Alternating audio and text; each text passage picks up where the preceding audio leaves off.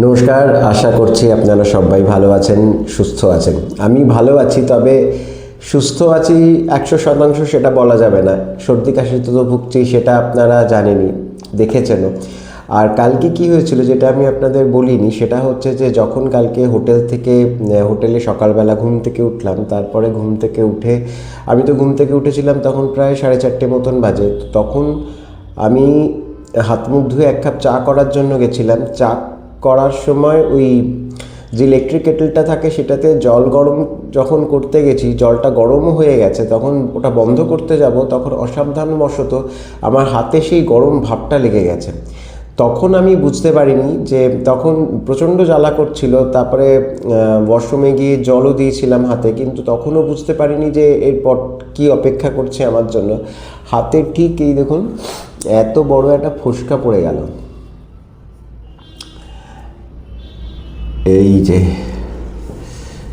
এই দেখুন এত বড় একটা ফোস্কা পড়লো। আর তার ফলে কি হলো, এখন সেই ফোস্কাটা যাতে ফেটে না যায়, ফেটে গেলে তো একটা বিচ্ছিরি ব্যাপার হবে। এই যে এতটা দেখাতে পাচ্ছি এখানে, এই যে এটা ফেটে গেলে তো একটা বিচ্ছিরি ব্যাপার হবে। তাই জন্য আজকে আর সকালবেলা থেকে সেই রকম কোনো কাজেরও ইচ্ছে ছিল না। তারপর ওই 12টা 12:30 নাগাদ নামলো তুমুল বৃষ্টি। আজকে ভেবেছিলাম বিকেলে একটু বেরোবো, তো সেটাও হলো না। বিকেলে বেরোলে পরে হয়তো আপনাদের কোথাও নিয়ে যেতে পারতাম, কিন্তু এত বৃষ্টি নামলো, সেই বৃষ্টি টিপটিপ মানে বৃষ্টিটা প্রবল, যে বৃষ্টির ধারটা সেটা কমে গেল, কিন্তু সেটা কমে গেল তবুও তখন কটা বাজে, এই 1-1:30 হবে। তারপর কিন্তু মানে টিপ টিপ টুপটাপ করে বৃষ্টি পড়তেই লাগলো।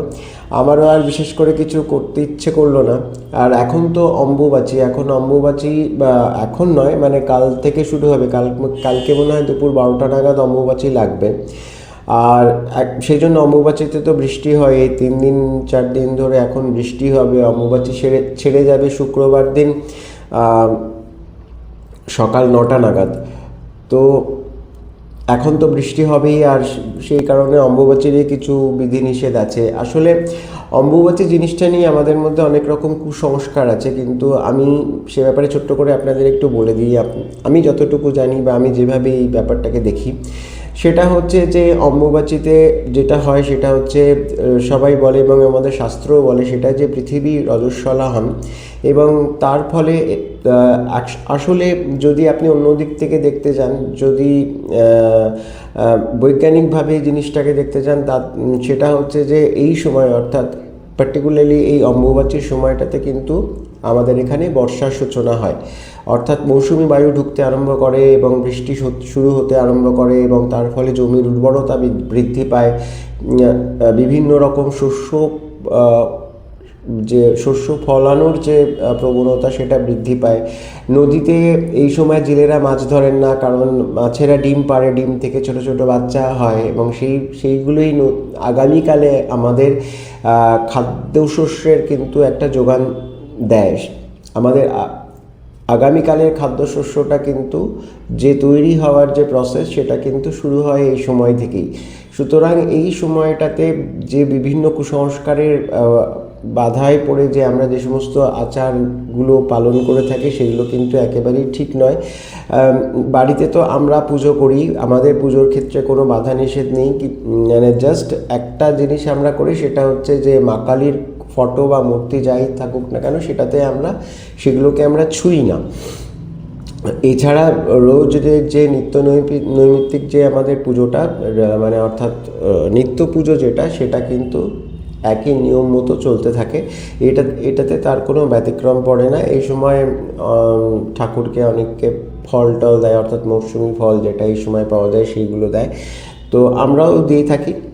আর আমি একটা জিনিসও দেখেছি, আরেক জায়গাও দেখেছি এই নিয়মটা সেভাবে, মানে যেরকম অন্য জায়গায় যেরকম হয় সেটা হয় না। সেটা হচ্ছে যে আমাদের লেককালী বাড়িতে কিন্তু মা এই সময় দর্শন দেন, তার সবাইকে দর্শন দেন। মা নিত্য পুজো হয়, যেরকম পুজো হওয়ার সেই রকমই হয়। আর এই সময় মাকে বোধহয় একদিন ওই শীতল ভোগ ওই জাতীয় কিছু দেওয়া হয়। আর আমরাও বিভিন্ন রকম ফল দিয়ে মায়ের পুজো করি। শুধু মায়ের চারিদিকে একটা সুতো দিয়ে একটা বেষ্টনী করা থাকে, অর্থাৎ মাকে স্পর্শ করা যায় না। মাকে স্পর্শ করা যায় না, বা মার যে মানে প্রত্যেক দিন মায়ের যে বস্ত্র পরিবর্তন করা হয় সেটাও এই সময় করা হয় না। অম্বুবাচী ছেড়ে গেলে, বা অর্থাৎ অম্বুবাচী নিবৃত্তির পর মায়ের মহাস্নান হয়, এবং তারপর আবার যেরকম নর্মাল যে পুজোর প্রসেসটা সেটা চলতে থাকে। ইচ্ছে আছে কালকে একবার আমি লেককালীবাড়ি যাব, লেককালীবাড়ি গিয়ে আপনাদের মাকে দর্শন করাবো, অর্থাৎ অম্বুবাচীর সময় মা কীভাবে থাকেন সেটা আমি আপনাদের কালকে দেখাবো।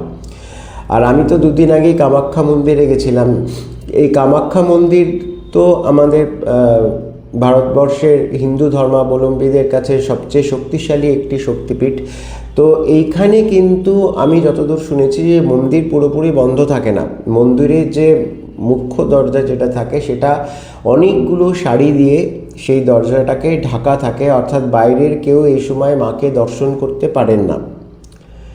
কিন্তু মায়ের নিত্য পুজো যা সেটা চলেই। সবার বিশ্বাস এটা যে এই সময় মা অতিমাত্রায় সক্রিয় থাকেন, এবং আপনার যিনি ইষ্টদেবী তার নাম জপ করা কিন্তু এই সময় অবশ্য কর্তব্য। এই সময় যদি আপনি দিনে 10,000-এর মতো নাম জপ করতে পারেন, তাহলে তার সেই জপের মাধ্যমে যে পজিটিভ ভাইবসটা আপনার মনে তৈরি হবে সেটা কিন্তু আপনাকে ভবিষ্যতে অনেক বাধা বিঘ্ন অতিক্রম করতে সাহায্য করবে। সুতরাং বুঝতেই পারছেন যে এই অম্বুবাচীর গুরুত্ব কি অপরিসীম। তো ঠিক আছে, কোনো রকম অন্ধ কুসংস্কারে বসে কোনো অদ্ভুত নিয়মকানুন কিন্তু করবেন না। এই সময়টা স্বাভাবিক জীবনযাত্রা বজায় রাখুন। শুধুমাত্র হ্যাঁ, একটা জিনিস, যে মাটি খুঁড়বেন না। যেমন আমি তো গাছপালা একটু ভালোবাসি, আপনারা সবাই জানেন। এই সময় আমি মাটি খোঁড়াখুড়িটা করি না, আর মাটি খোঁড়াখুড়ি করি না, কোনো সার টার এই জাতীয় কিছু দিই না।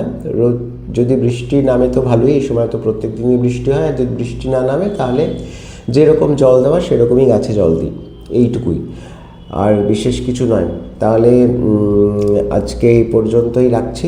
আপনারা সবাই ভালো থাকুন, সুস্থ থাকুন। আমি আশা করছি যে আগামীকাল থেকে আবার আগের মতো আমি ব্লগ দেওয়ার আপনাদের চেষ্টা করব। তো আজ আসি, নমস্কার।